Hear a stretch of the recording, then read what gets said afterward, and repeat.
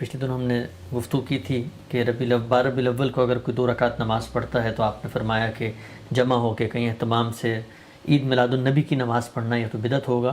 تو سوال یہ پوچھا کہ اگر یہ بدعت ہے تو پھر روزہ رکھنا آپ نے تجویز فرمایا تو روزہ رکھنا پھر کیوں بدعت نہیں ہوا؟ روزہ بھی تو مطلق ہے، کبھی بھی رکھ سکتے ہیں.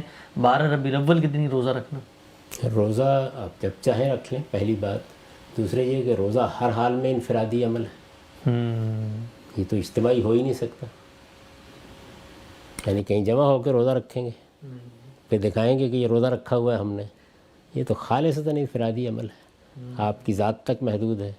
اچھا، تیسری بات یہ کہ خود رسالت مآب صلی اللہ علیہ وسلم نے یہ بات کہی کہ میں پیر کے دن روزہ رکھتا ہوں.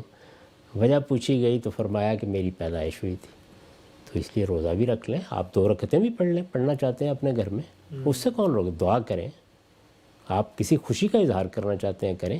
جس وقت آپ اس چیز کو انفرادی زندگی سے اٹھا کر ایک باقاعدہ تقریب بنائیں گے، اس وقت سوالات پیدا ہوتے ہیں.